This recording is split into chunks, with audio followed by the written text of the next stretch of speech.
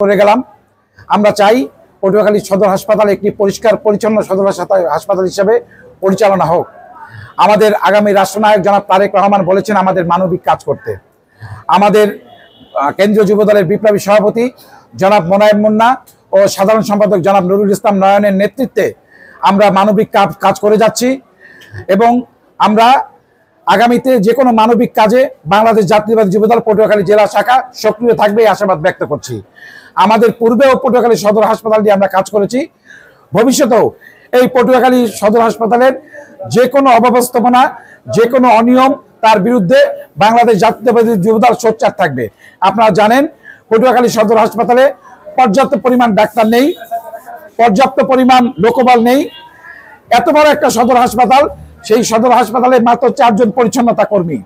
আমরা চাই দ্রুত এই সদর হাসপাতালে অভিজ্ঞ ডাক্তার নিয়োগ করা হোক এবং দ্রুত পরিচ্ছন্নতা কর্মী নিয়োগ করা হোক, লোকবল নিয়োগ করা হোক এবং পটুয়াখালী সদর হাসপাতালে সাধারণ যারা রোগী আছেন তাদের খাওয়ার মান যে আছে এই খাওয়ার মানকে আরো সুন্দর করা হোক এবং সদর হাসপাতালে রোগীরা ভর্তি হওয়ার পর তারা যদি সঠিক